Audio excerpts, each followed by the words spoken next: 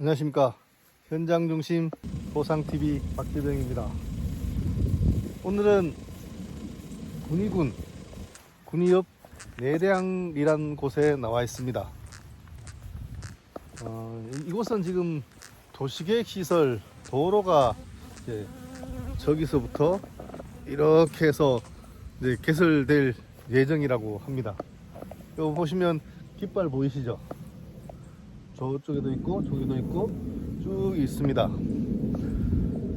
최근에 이제 공익사업을 위한 토지 출입 공고 그리고 보상계획 공고가 나와서 소유자로부터 이제 상담이 있어서 제가 검토하고 상담을 해준 사례고요.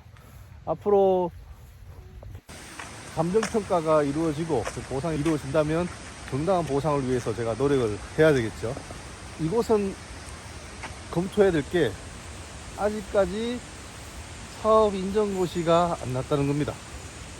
사업 인정고시 없이 보상을 하고 어느 정도 보상이 진행이 되면 사업 인정고시를 할 것으로 보이는데요. 사업 인정고시라는 것이 되게 중요합니다. 사실 보상에 있어서 우리가 이 도시계획 시설 사업에서는 실시계획 인가가 사업인정고시로 의제되는데요.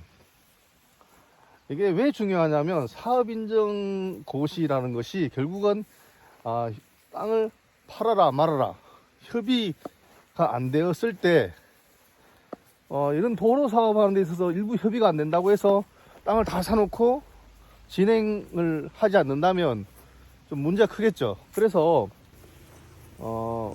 우리나라 토지보상법에서는 수용권이라는 것을 인정합니다. 수용. 쉽게 말하면 강제로 뺏는 거죠. 도장 하나, 서류 하나 안 해줘도 사업인정고시 이후에 수용 재개를 거치고 보상금을 직접 지급하거나 아니면 공탁을 하면 수용 개시를 기준으로 해서 소유권이 변동이 됩니다. 이것은 뭐 법적으로 민법에서 원시취득이라고 그러죠. 승계취득이 아니고 원시취득이라 그래요. 좀 어려운 말이지만 개인 간의 매매를 통해서 사고 팔면 승계취득이라 그래서 매도인과 매수인의 어떤 권리관계가 둘이 합의에 의해서 넘어가지만 이 수용이라는 것은 강제로 뺏는다는 것은 원시취득이라 그래서 없던 데서 새로 생기는 권리처럼 잘 이해 안 되지만 그렇게 되는 게 수용권입니다.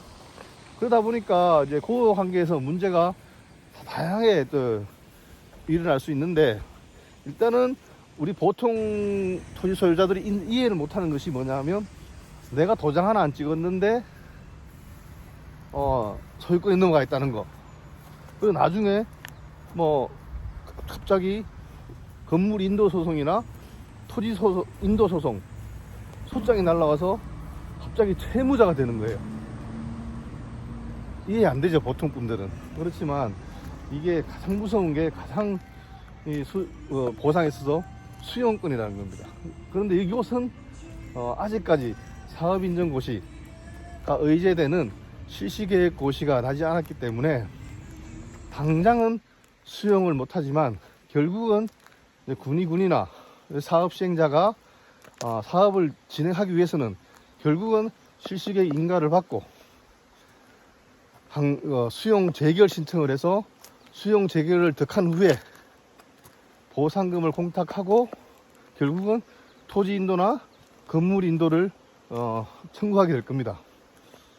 결국은 뺏긴다는 거죠. 그래서 사실 뭐 보상계획 공고 단계나 뭐 실시계획 인가 의견 청취 단계에서 의견을 내라 그러는데 그래서 크게 의견 내서 받아들이는 게 없어요. 특별한 경우 아니면 무의미한 절차는 아니지만 뭐 내라 그러는데 어떻게 내지 고민들을 많이 하시는데 크게 낼 게 없어요. 그래서 보통은 특별한 게 없으면 계시다가 감정평가사 추천을 적극적으로 하시라. 그리고 감정평가를 추천해서 결과가 나오면 그걸 보고 한번 다시 적극적으로 검토해 봅시다. 이렇게 하는 게 일반적입니다. 그래서 뭐 차후라도 어느 지역이라도 이런 뭐 공익사업을 위한 토지 출입 공고 보상계획 열람 공고 뭐 이런 것들이 나오면 저한테 이제 전화를 주시면 제가 당해 사업지에 대해서 검토를 한 이후에 여기는 이렇게 진행될 것 같습니다 라고 안내를 해드리고, 필요하면 제가 행정 절차에 있어서 토지보상금 증액 관련해서 현장조사나 증거조사를 통해서 제대로 받을 수 있게, 토지보상금이나 건물보상금 등을 제대로 받을 수 있게 이제 도와드릴 수 있으니까 차근차근 한번 서로 잘 만들어 가면 될 것 같습니다. 항상 그렇습니다. 제가 너무 서두르지 마십시오. 어쩔 수 없다 이거는. 내가 어떻게 하고 싶어도 뭐 우리가 마음대로 할 수 있는 게 아니다. 결국은 이 수용권이라는 것은 사업 시행자, 국가나 지자체, 뭐 기타 국토관리청이나 여기서 주도적으로 할 수밖에 없다. 그래서 저를 믿고 같이 저와 함께 차근차근 준비하면 뭐 어쩔 수 없이 뺏기는 상황에서 더 큰 손해는 보지 않으니까 차근차근 잘해 봅시다 이렇게 얘기하고 항상 제가 도와드리는데, 진짜 그렇습니다. 뭐가 없어요. 제품을 찍어내는 것도 아니고, 그리고 내가 어떻게 해서 되는 문제도 아니고, 가끔 이게 사업 인정 고시가 난 이후에 보상을 게을리하고 있다면은 그에 대해서 또 우리가 적극적으로 또 요구할 수 있는 청구권이 있거든요.